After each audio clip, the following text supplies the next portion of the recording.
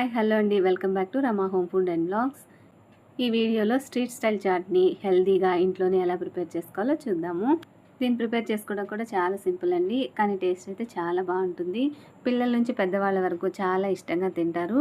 మరి లేట్ చేయకుండా దీన్ని ఎలా ప్రిపేర్ చేసుకోవాలో చూద్దాము. దీన్ని ప్రిపేర్ చేసుకోవడానికి ముందుగా మునగాకును తీసుకొని నీట్గా క్లీన్ చేసుకొని వాటర్లో వేసుకోవాలి. శనగపిండితోటి మునగాకు కాంబినేషన్ మీరు ఎప్పుడైనా ట్రై చేశారా? చాలా బాగుంటుంది. మామూలుగా మునగాకు హెల్త్కి చాలా మంచిది కాబట్టి ఇలా శనగపిండితోటి ఏదైనా ప్రిపేర్ చేసుకున్నప్పుడు ఇలా మునగాకు వేసుకోండి. హెల్త్కి మంచిది, అలానే టేస్ట్ కూడా బాగుంటుంది.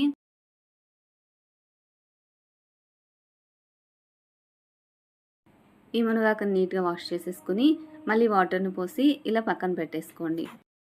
మనం ప్రిపేర్ చేసే చాట్ కాబట్టి ఉల్లిపాయలు కొత్తిమీర కంపల్సరీ. అందువల్ల వీటిని సన్నగా చాప్ చేసుకొని వీటితో పాటు మునగాకును కూడా సన్నగా చాప్ చేసుకొని పక్కన పెట్టుకోవాలి.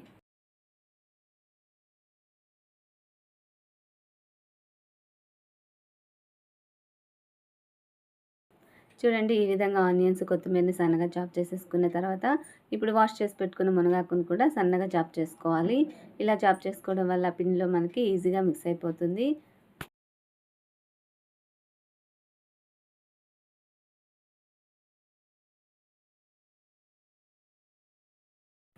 ఇలా అన్నీ కట్ చేసేసుకున్న తర్వాత ఇప్పుడు ఒక బౌల్ని తీసుకొని అందులోకి శనగపిండిని వేసుకోవాలి.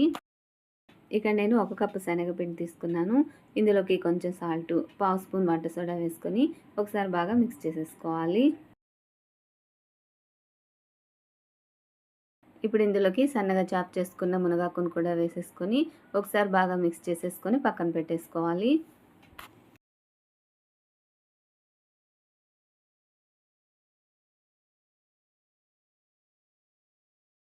ఇప్పుడు స్టవ్ మీద కడాయిని పెట్టుకొని డీప్ ఫ్రైకి సరిపడా ఆయిల్ని వేసి హీట్ చేసుకోవాలి. ఇది హీట్ అయ్యేలోపు మసాలాను ప్రిపేర్ చేసుకుందాము.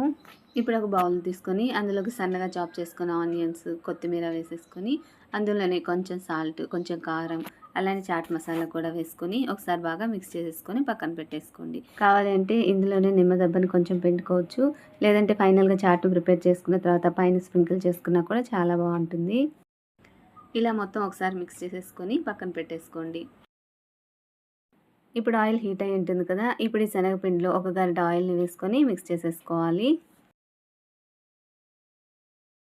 ఇలా మొత్తం ఒకసారి మిక్స్ చేసేసుకొని ఇప్పుడు కొంచెం కొంచెంగా వాటర్ని పోసుకుంటూ మిక్స్ చేసుకోవాలి. మనం బోండాల పిండిని కలుపుకుంటాం కదా, ఆ కన్సిస్టెన్సీలో కలుపుకోవాలి.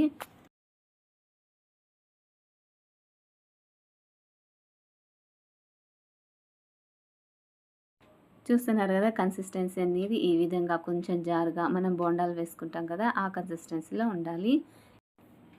ఇప్పుడు ఆయిల్లో వీటిని చిన్న చిన్న బోండాల్లాగా వేసుకోవాలి.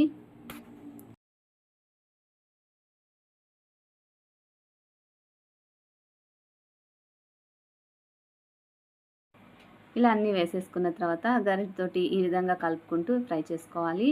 ఇలా ఫ్రై చేసుకోవడం వల్ల అన్నీ కూడా ఈవెన్గా ఫ్రై అవుతాయి. చూడండి, అన్నీ కూడా ఈవెన్గా ఫ్రై అయ్యాయి.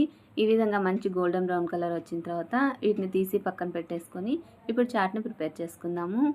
ఇప్పుడు ఈ బోండాలన్నింటినీ కూడా సన్నగా కట్ చేసుకోవాలి. చూడండి, బోండాల్ని మనం మునగాకు వేసేసాం కదా, లోపల ఎంత కలర్ఫుల్గా ఎంత బాగుందో. మనం తినేటప్పుడు వీటిలో మునగాకు వేసినట్టు కూడా తెలియదండి, చాలా బాగుంటాయి. ఎవరైనా మునగాకు తినని వాళ్ళు ఉంటే ఇలా ప్రిపేర్ చేసి ఇచ్చేసేయండి, చక్కగా తినేస్తారు.